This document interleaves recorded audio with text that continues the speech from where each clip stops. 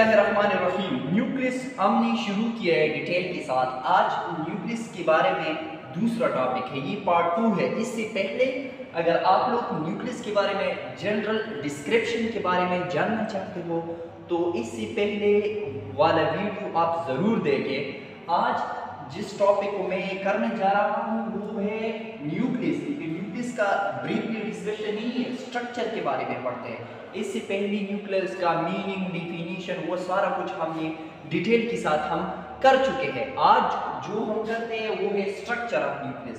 तो स्ट्रक्चर से शुरू करते हैं। मैंने पहले भी आपको इससे पहले वीडियो में न्यूक्लियस का डायग्राम ड्रा किया था। तो अगर आप न्यूक्लियस को देखें, न्यूक्लियस के स्ट्रक्चर को, तो वो कुछ यूं नजर आता है। सबसे पहले न्यूक्लियर मेम्ब्रेन है। जब न्यूक्लियर मेम्ब्रेन के अंदर जाते हैं तो प्लाज्मा रीजन है जिसको हम न्यूक्लियोप्लाज्म कहते हैं। फिर न्यूक्लियोप्लाज्म में हमारे पास एक कंडेंस रीजन है जिसको हम न्यूक्लियोलस कहते हैं। और फिर यहाँ पर कुछ क्रोमेटिन नेट्स भी मौजूद होते हैं। तो ये बात याद रखें, स्ट्रक्चर ऑफ न्यूक्लियस में न्यूक्लियस कंसिस्ट ऑफ 4 रीजन। इसमें कितने रीजन मौजूद होते हैं? 4 reason.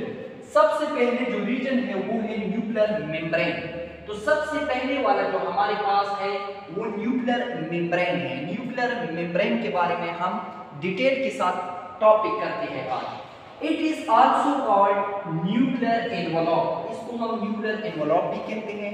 And it is also called karyotheca, इसको हम कैरियोटिका भी कहते हैं। ये साइंटिफिक नेम है इसका, कैरियोटिका। इसको हम क्यों कहते हैं? कैरियो का मतलब ये है, कैरियो का मतलब न्यूक्लियस है एंड टीका का मतलब मेम्ब्रेन है। तो न्यूक्लियर मेम्ब्रेन को हम कैरियोटिका भी कहते हैं। ये बात याद रखें, कैरियोटिका इज अ डबल मेम्ब्रेन। ये जो मेम्ब्रेन है ये डबल मेम्ब्रेन है। आप ये देख सकते हो, ये डबल मेम्ब्रेन है। एक हमारे पास ये आउटर मेम्ब्रेन है और एक इनर मेम्ब्रेन है। तो ये जो कैरियोटिका है ये हमारे पास डबल मेम्ब्रेन है which separated the nucleoplasm from cytoplasm। ये मेम्ब्रेन क्या काम करता है? ये जो मटेरियल न्यूक्लियोप्लाज्म में मौजूद होता है और कुछ मटेरियल हमारे पास साइटोप्लाज्म में मौजूद होता है। यहाँ पर सेट, यहाँ पर साइटोप्लाज्म में भी मटेरियल, फ्लूइड फिल्म मटेरियल मौजूद होता है और यहाँ पर अंदर भी कुछ फ्लूइड फिल्म मटेरियल मौजूद होता है। ये मटेरियल ये इसके साथ मिलाने नहीं होने देता है। ये जो मेम्ब्रेन है ये क्या काम करता है कि साइटोप्लाज्म जो है ना ये न्यूक्लियोप्लाज्म से जुदा कर देता है। ये इससे मुकम्मल तौर पर इसको हम यही फंक्शन से याद करते हैं कि ये न्यूक्लियोप्लाज्म और साइटोप्लाज्म से जुदा कर देता है, सेपरेट कर देते हैं। तो ये हमारे पास कैरियोटिका का रोल है। The outer membrane is studied by ribosome. ये बहुत इंपॉर्टेंट है।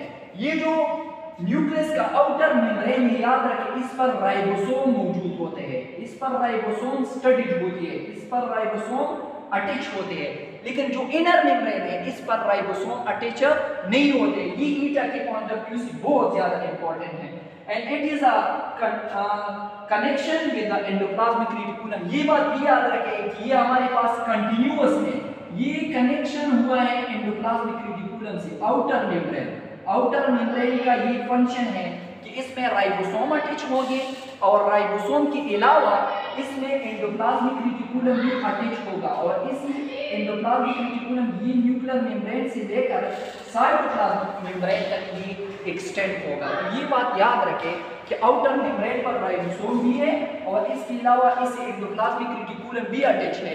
और इसी ही मदद से और इसी ही वजह से हम ये कहते हैं कि कुछ राइबोसोम यहाँ पर अटैच होते एंडोप्लाज्मिक रेटिकुलम की सरफेस पर और इसी की वजह से इस एंडोप्लाज्मिक रेटिकुलम को हम रफ एंडोप्लाज्मिक रेटिकुलम कहते हैं। तो ये बात याद रखें, रफ एंडोप्लाज्मिक रेटिकुलम हमारे पास न्यूक्लियर मेम्ब्रेन के नजदीक होगा और जो स्मूथ एंडोप्लाज्मिक रेटिकुलम है वो सेल मेम्ब्रेन के नजदीक होगा। तो ये बात याद रखें, इसके साथ राइबोसोम भी अटैच है और इसके अलावा हमारे पास इसमें एंडोप्लाज्मिक रेटिकुलम भी अटैच है। The nuclear membrane is not a continuous, it is a several pores. ये बात याद रखें कि जो न्यूक्लियर मेम्ब्रेन होता है, न्यूक्लियर मेम्ब्रेन ये हमारे पास कंटीन्यूअस मेम्ब्रेन नहीं है। इसी तरह कुछ रीजन पर जरूर पोर्स मौजूद है, इसी तरह कुछ रीजन में हमारे पास पोर्स मौजूद है।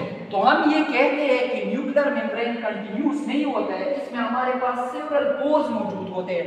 It's called nuclear pores. इस पोर को हम क्या कहते हैं? न्यूक्लियर पोर्स कहते हैं। यहाँ पर मैंने मेंशन किया ये जो रेड कलर से मैंने मेंशन किया इसको हम न्यूक्लियर पोर कहते हैं, ये बात याद रखें। ये न्यूक्लियर पोर्स साइज में कितने होते हैं? 10 से लेकर 100 नैनोमीटर तक इस एक न्यूक्लियर पोर्स का साइज होता है, ये बात याद रखें। Outer and inner membrane is 75 angstrom. ये बात याद रखिए, ये एक आउटर मेम्ब्रेन है, ये एक इनर मेम्ब्रेन है। इसकी थिकनेस हमारे पास सेम है, 75 एंगस्ट्रॉम है, तो ये बात याद रखें। और ये जो न्यूक्लियर पोर्स है ये 10 से लेकर 100 नैनोमीटर तक है, तो ये बात याद रखें। इन बिटवीन दिस मेम्ब्रेन, ये दोनों मेम्ब्रेन के दरमियान में perinuclear space is present. यहाँ पर ये जो खाली जगह है दो मेम्ब्रेन के दरमियान, इसको हम पेरी न्यूक्लियर स्पेस कहते हैं, which is 15 nanometre in diameter. ये ईटा के पॉइंट ऑफ व्यू से बहुत ज्यादा इंपॉर्टेंट है। अब मैं इसके अलावा भी आप लोगों को ब्रीफ डिस्कशन करूंगा। अच्छा, तो मैंने यहाँ पर कहा कि पेरी न्यूक्लियर स्पेस जो है ना ये 15 नैनोमीटर इन डायमीटर होता है, तो ये बात याद रखिए। थ्रू दीज पोर्स, ये जो पोर्स होते हैं special type of nuclear pores होते हैं, ये क्या काम करते हैं याद रखिए।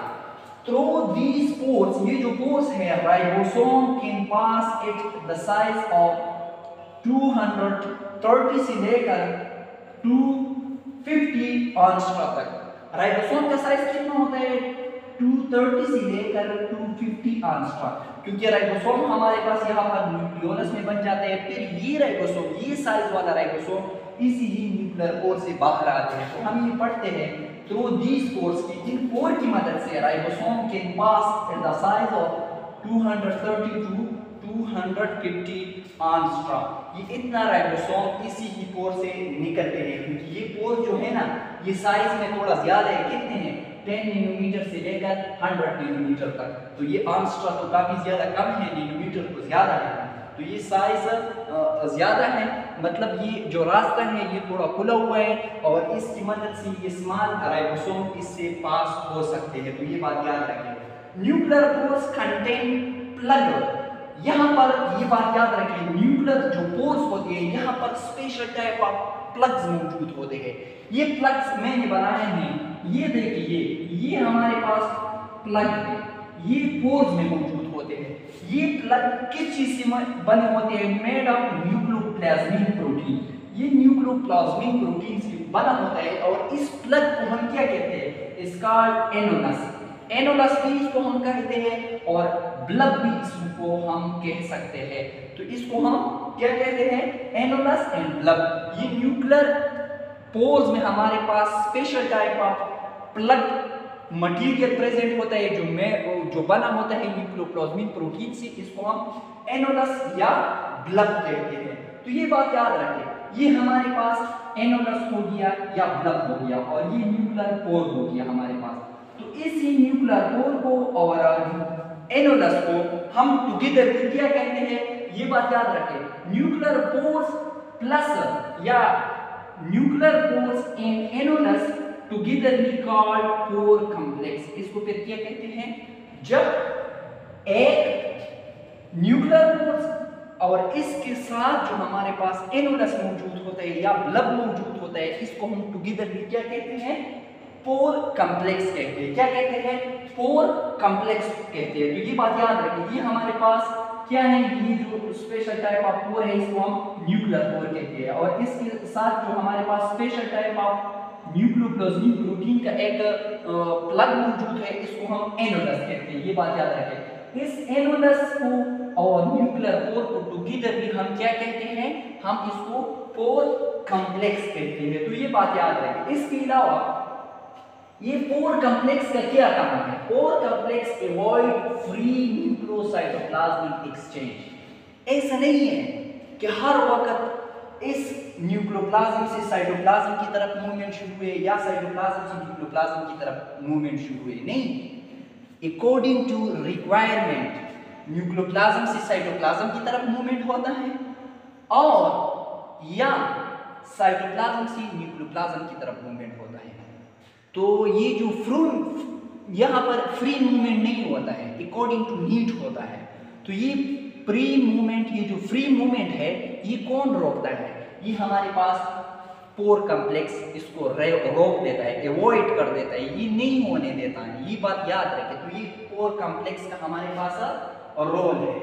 Just below the nuclear membrane, जब न्यूक्लियर मेम्ब्रेन से थोड़ा हम बिलो आ जाते हैं, इनसाइड आ जाते हैं, a protein network is present is called lamina.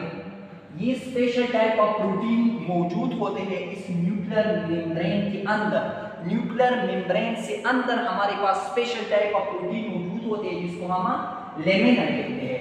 Help in the growing of nuclear envelope, और इसी ही लेमिना प्रोटीन से हमारे पास ये न्यूक्लियर मेम्ब्रेन बने होते हैं। तो ये बात याद रखें। Also help in the attachment of chromosome, इसके अलावा हमारे पास ये लेमिना प्रोटीन क्या काम करते हैं? लेमिना प्रोटीन क्रोमोसोम के साथ अटैच होकर और क्रोमोसोम की डिप्लीकेशन या रिप्लिकेशन में भी ये मदद कर देता है ताकि सेल के अपोजिट साइड में जाए। तो यहाँ पर अगर आप देख इस डायग्राम को, तो मैंने आपको कहा कि न्यूक्लियस में 4 रीजन है।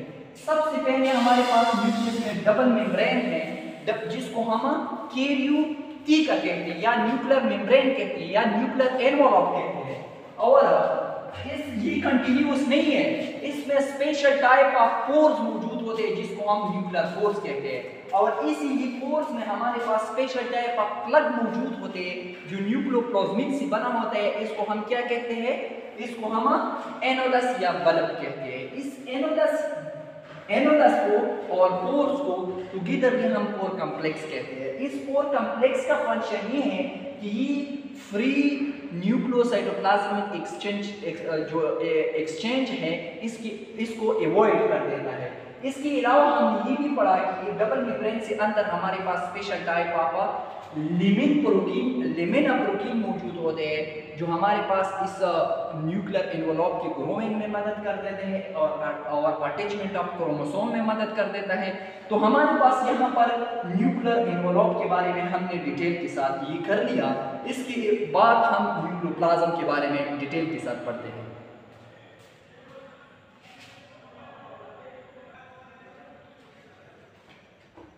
तो अच्छा, स्ट्रक्चर में हमने पढ़ा कि न्यूक्लियस के स्ट्रक्चर में हमारे पास 4 रीजन होते हैं। एक नहीं तो हमने एक को कर लिया न्यूक्लियोप्लाज्म को, न्यूक्लियर मेम्ब्रेन को या न्यूक्लियर एनवलप को या कैरियोटिका को। सेकंड नंबर पर जो आता है वो है न्यूक्लियोप्लाज्म। इस मेम्ब्रेन से, 2 मेम्ब्रेन से जब अंदर हम जाते हैं तो यहाँ पर फ्लूइड फिल्ड रीजन होता है, इसको हम न्यूक्लियोप्लाज्म कहते हैं। ये बात याद रखें। It is also called karyoplasm. Cairo mean nucleus, plasm mean plasm. जो न्यूक्लियस में फ्लूइड फिल्ड रीजन होता है इसको हम कैरियोप्लाज्म भी कहते हैं और इसको हम न्यूक्लियोप्लाज्म भी कहते हैं। The term nucleoplasm was given by Strasburger. ये न्यूक्लियोप्लाज्म का नाम किसने दिया था? ये स्ट्रासबर्गर ने दिया था। किसने दिया था? स्ट्रासबर्गर ने दिया था। ये एक सेंटेंस का नाम। दिस इज अ ट्रांसपेरेंट, ये हमारे पास ट्रांसपेरेंट रीजन है। ग्रेन्युलर, इसमें दाने दाने सब्सटेंस भी मौजूद है, ग्रेन्यूल सब्सटेंस मौजूद होते हैं। फिल्ड इन द न्यूक्लियस, ये न्यूक्लियस के अंदर फिल्ड रीजन है, ट्रांसपेरेंट है और इसके अलावा ग्रेन्यूल है। इट कंसिस्ट ऑफ न्यूक्लियोटाइड, यहाँ पर हमारे पास न्यूक्लियोटाइड भी मौजूद होते हैं क्योंकि न्यूक्लियोटाइड डीएनए और आरएनए का बेसिक यूनिट है और इससे डीएनए आरएनए बन जाता है। एंजाइम मौजूद होते हैं for the special purpose. For example यहाँ पर डीएनए पॉलीमरेज एंजाइम है, डीएनए रेप्लिकेशन के लिए जरूरी है। आरएनए पॉलीमरेज एंजाइम है, आरएनए रेप्लिकेशन के लिए जरूरी है। यहाँ पर मिनरल्स भी मौजूद होते हैं, magnesium ion, calcium ion, ETC, ये यहाँ पर मौजूद होते हैं। कहाँ पर? न्यूक्लियोप्लाज्म में। न्यूक्लियोप्लाज्म में याद रखें। इसके अलावा न्यूक्लियर एनवलप और कैरियोप्लाज्म मतलब न्यूक्लियोप्लाज्म, इसके अलावा हमारे पास जो रेस्ट पार्ट हो गया, बाकी जो रह गया, इसको हम क्या कहते हैं? Other rest component is called nucleolus. Nucleolus रह गया और क्रोमेटिन नेट रह गया, are present in the nucleoplasm. ये दोनों जो हमारे पास न्यूक्लियोलस है या क्रोमेटिन नेट है, ये हमारे पास कहां पर मौजूद होते हैं? न्यूक्लियोप्लाज्म के अंदर ही मौजूद होते हैं। इसको हम न्यूक्लियोप्लाज्म कहते हैं। न्यूक्लियोप्लाज्म के अंदर हमारे पास ये न्यूक्लियोलस भी होता है और क्रोमेटिन नेट भी मौजूद होता है। तो अभी हम पढ़ते हैं तीसरी नंबर पर न्यूक्लियोलस। सबसे पहले ये बात याद रखें, डिस्कवर बाय पेंटाना। न्यूक्लियोलस किसने डिस्कवर कर दिया था? पेंटाना ने। पेंटाना ने डिस्कवर किया था लेकिन नेम नहीं दिया था। यहाँ पर देखिए, नेम वाज गिवन बाय बोमेन, लेकिन इसको न्यूक्लियोलस का नाम किसने दिया? बोमेन ने दिया। ये एक साइंटिस्ट का नाम है। It is a membraneless. ये बात याद रखिए, काफी ज्यादा इंपॉर्टेंट इंस्टीट्यूट है कि न्यूक्लियोलस जो है ना, ये मेम्ब्रेनलेस है। इससे इर्द गिर्द कोई मेम्ब्रेन मौजूद नहीं है, ये डार्क रीजन है। तो ये बात याद रखें। यहाँ पर क्या क्या मौजूद होते हैं? Consist of DNA, RNA and protein. यहाँ पर डीएनए मौजूद होते हैं, आरएनए भी मौजूद होते हैं और प्रोटीन भी मौजूद होता है। One nucleus is one nucleolus. एक न्यूक्लियस में एक न्यूक्लियोलस होता है, but more than one also possible. लेकिन ऐसा भी हो सकता है कि न्यूक्लियस एक होता है और इसमें अंदर न्यूक्लियोलस एक से ज्यादा होता है, एक से ज्यादा। फॉर एग्जांपल हमारे पास onion cell his 4 nucleoli present. Onion का अगर एक सेल आप ले लें, इसमें न्यूक्लियस एक है, लेकिन न्यूक्लियस के अंदर जो न्यूक्लियोलस है, न्यूक्लियोली है, वो 4 है। तो हम ये कहते हैं कि एक सेल में हमारे पास एक न्यूक्लियोली भी हो सकता है, और सॉरी, एक न्यूक्लियस में एक न्यूक्लियोली भी हो सकता है, न्यूक्लियोलस हो सकता है, और एक न्यूक्लियस में मोर देन वन न्यूक्लियोलस भी हो सकते हैं। तो मोर न्यूक्लियोली भी हो सकते हैं। तो ये बात याद रखिए। अच्छा, it is present in the nucleolus organized region, NOR। Nucleolus कहां पर होता है? ये स्पेशल टाइप ऑफ रीजन में मौजूद होते हैं, जिसको हम न्यूक्लियोलस ऑर्गेनाइज्ड रीजन कहते हैं। तो ये बात याद रखें, इस रीजन को हम न्यूक्लियोलस ऑर्गेनाइज्ड रीजन कहते हैं। इसका फंक्शन ये है, न्यूक्लियोलस का बहुत ज्यादा जबरदस्त फंक्शन है, ये बात याद रखें। Synthesis and storage of ribosomal RNA. Ribosomal RNA पहले यहाँ पर बन भी जाता है न्यूक्लियोलस में, और फिर यहाँ पर स्टोर भी हो जाता है। इसके अलावा ribosome are also synthesis here. Ribosome भी यहाँ पर सिंथेसाइज होते हैं। कहाँ पर? न्यूक्लियोलस में। तो ये फंक्शन है। राइबोसोमल आरएनए भी यहाँ पर बन जाते हैं और फिर स्टोर भी यहाँ पर हो जाते हैं अकॉर्डिंग टू नीड। ये बाहर जाते हैं साइटोप्लाज्म की तरफ, और इसके अलावा यहाँ पर राइबोसोम भी बन जाते हैं। हमने इससे पहले क्लास में फंक्शन के बारे में ये पढ़ा था कि हमारे पास जो न्यूक्लियस है 70 to 80% आरएनए वहां पर बन जाते हैं। इसके अलावा 4 नंबर पर जो आता है वो है हमारे पास क्रोमेटिन नेट। क्रोमेटिन नेट ये इतना ज्यादा वो नहीं है, इसकी ज्यादा डिटेल नहीं है, तो फिर वो क्लास भी थोड़ा बड़ा हो जाता है। तो फॉर एग्जांपल हमने डी नंबर पर जो हमारे पास आता है वो है क्रोमेटिन नेट है। क्रोमेटिन नेट है, इसको हम क्रोमेटिन नेट कहते हैं। आप ये देखिए, ये इसको हम क्या कहते हैं? ये क्रोमेटिन थ्रेड है या क्रोमेटिन नेट है। इसको सबसे पहले एक साइंटिस्ट था जिसका नाम फ्लेमिंग था, इसने डिस्कवर किया था। Fleming discover chromatin net was discover by Fleming. याद रखें, ये जो क्रोमेटिन नेट है ये हम स्टेन कर सकते हैं, इसको हम डाइस कर सकते हैं, इसको हम कलर दे सकते हैं, लेकिन याद रखें यहाँ पर जो स्टेन इस्तेमाल होता है इसको हम बेसिक स्टेन कहते हैं। कौन सा स्टेन कहते हैं? Basic stain. याद रखें, जब सेल डिवाइड होता है तो डिवीजन से थोड़ा पहले, डिवीजन से पहले ये क्रोमेटिन नेट कंडेंस होता है, कंडेंस होता है, कंडेंस होता है। जब ये कंडेंस हो जाए तो इसको फिर हम क्या कहते हैं? इसको फिर हम क्रोमोसोम कहते हैं। क्या कहते हैं? क्रोमोसोम कहते हैं इसको हम। क्रोमोसोम आपको पता है, chromo mean colour, somo mean body. Chromosome are thread like structure which are appear during the cell division. ये सेल डिवीजन के दौरान अपीयर होते हैं। सेल डिवीजन से पहले इसको हम क्रोमेटिन नेट कहते हैं। तो ये हमारे पास न्यूक्लियस के बारे में डिटेल टॉपिक था। उम्मीद है कि आप लोगों को ये पसंद आया होगा। तो इसी उम्मीद पर मैं आप लोगों से इजाजत मांगता हूँ। वस्सलाम।